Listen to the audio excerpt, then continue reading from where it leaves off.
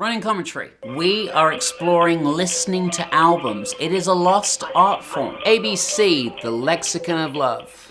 The Lexicon of Love, ABC, was a huge success in 1982. #1 album in the UK and number 24 in the US, produced by Trevor Horn, who was fresh from his success with the Buggles and Video Killed the Radio Star. Trevor Horn rose to prominence really with this album, The Lexicon of Love, which was based on a movie or a stage-style presentation.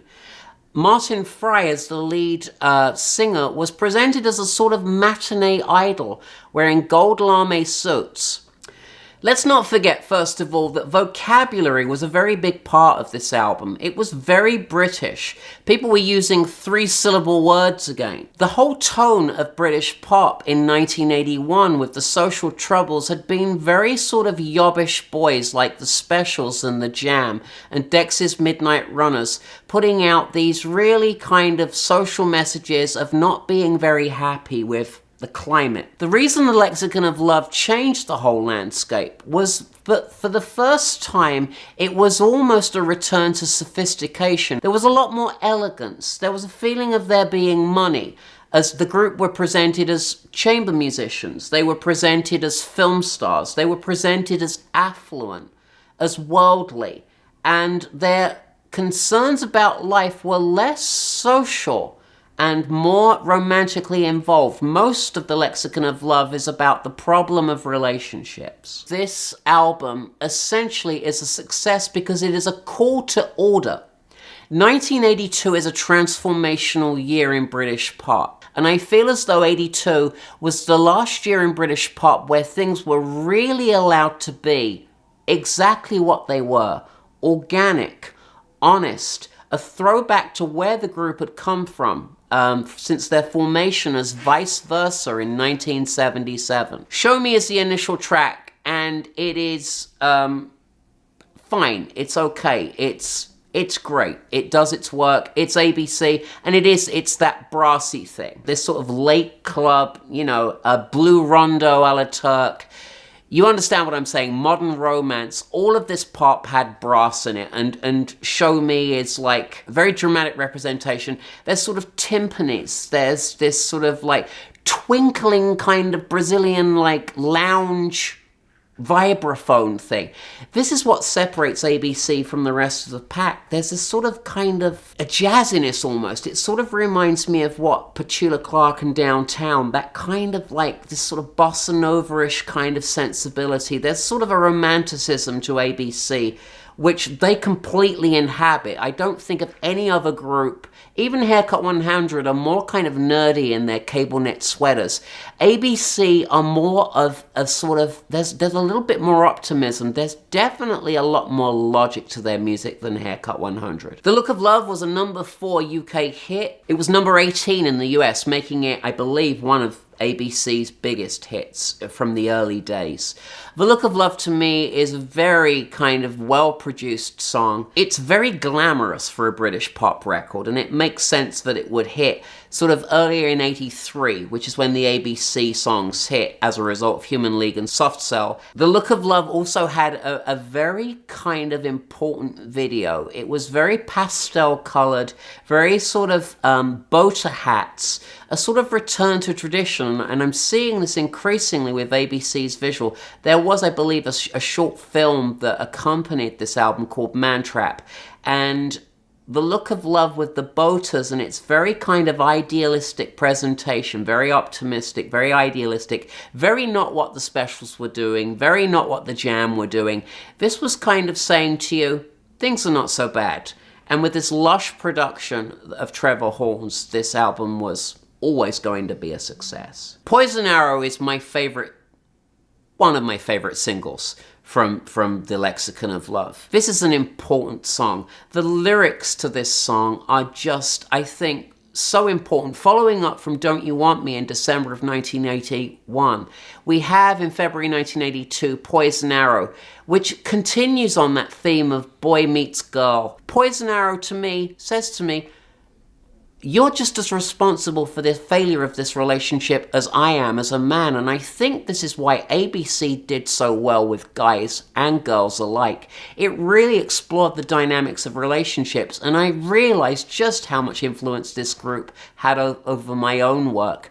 The production, together with Martin Fry's very well written lyrics, make them a must-have for my collection. Also on the production team, we had Gary Langham, Ann Dudley, JJ Yekjelik. I don't know if I'm pronouncing that name correctly. It's like Big Country's unpronounceable name guitar player. I'm really not sure if I'm pronouncing that correctly.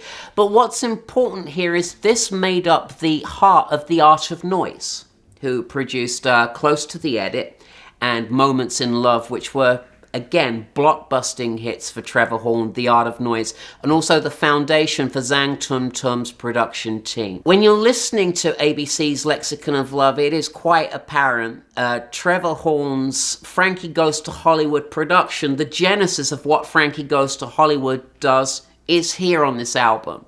You hear the beginnings of what Trevor Horn does for Frankie Goes to Hollywood here, and The Art of Noise. And it's just really important to mention these people as a unit. When you think of Trevor Horn, you think of one-man super producer, but one-man super producer usually has absolute people that he needs to rely on, and I think that this was evident in the making of the Lexicon of Love. I love Many Happy Returns, which is on the album. It really is a fantastic track. I enjoy it thoroughly. I'm loving the lyrical couplets. I'm loving the Shakespearean sensibility, the sort of refreshing change in direction here of, okay, things have been crap, let's make it better with this record. This is what I'm getting here. We're spending money on the production. I don't think this was a cheap album to make. I think money was spent on the production of this record. Tears Are Not Enough is the first song from ABC. It's not my favorite. Again, it ties into that late 1981 thing, which I like for favorite shirts from Haircut 100. Tears Are Not Enough, I believe, peaked at number 19. My least favorite song on the album. It's really working to me as part of growing up, and Poison Arrow was a favorite with children. I was a kid when this was a record, and I know that we loved it as kids, and I think young adults really like this record. I think this was a song that really was... It encompassed, it was not a kiddie record, but it was an adult record, and sometimes kids like adult records, and ABC were this group that it was okay to like. Valentine's Day is fantastic. I love this song. When the Postman Doesn't Come on Valentine's Day. Again, Martin Fry is addressing the kind of things that piss us off as people. When the postman doesn't come on Valentine's Day, when it doesn't snow on Christmas Day, he's saying things are not idealistic. Get on with it. There's still a lot of things that are great. There's a lot of practical logic to Martin Fry in the way his lyrics work. I think the other thing about Martin Fry that's really important as a frontman is that he is kind of ignorable. He's a very sort of moderate British guy. Even though he complains about things in his singing and his vocal style, it's not like the Voice of the Human League where you can't ignore it. You can ignore Martin Fry. He can be ignored. The Human League, Gary Newman, can't be ignored. I think that the identity of the British male also was really largely sculpted by a group like ABC, who kind of sort of represented this sort of more kind of ambitious English person. On Date Stamp, the cash register rings. It's one of my favorites. I absolutely love this song. I love that twanging guitar at the beginning. I'm not getting tired of this album. It just works for me because it is just so nostalgic. It's just a great album to listen to. It's very Strawberries and Cream. It's what England is. It's the rolling countryside. ABC works in town and country, which is not so much with the specials. Specials are not going to work so much in the countryside. They're not going to work, they do work as a kind of rebellious group, but I think the ABC had the balance of what England as a land is about in terms of countryside, in terms of the more affluent, in terms of the middle class, in kind of the lyrics that everyday people would use. Skip the hearts and flowers, skip the ivory towers. This was an epic 1982 song. Trevor Horn had already had a hit with Give Me Back My Heart by Dollar. This was a lot more breathy, there was a lot more space to it, these orchestral flourishes, giving you a taste really of what the rest of the album was about. I love All of My Heart, Remembering, Surrendering. There are people who found ABC to be sappy. I just thought that they were very intelligent. I've written down a note here, Martin Fry, king of the soft English defense.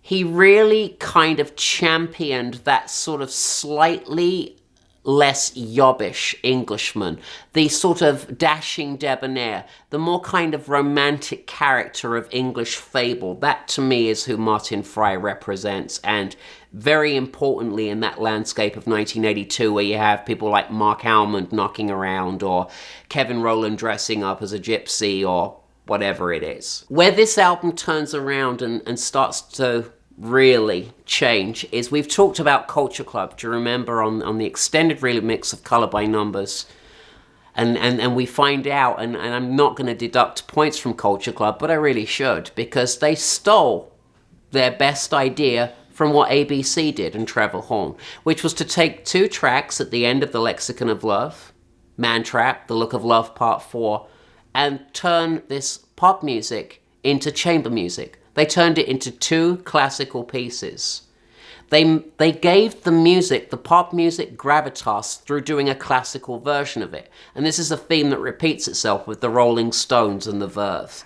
There are any number of occasions where people do a classical version of a pop song, and suddenly the melodic magic of the song is really brought to fruition by an orchestral rendering of a pop song, giving it that much more gravitas. So when these last two tracks played on the album, now, if this were 1982, I would rush out and buy this record as a result of those last two tracks. In summation of the Lexicon of Love, it was a joy to revisit this classic, and I had no idea that my final score would be 92%.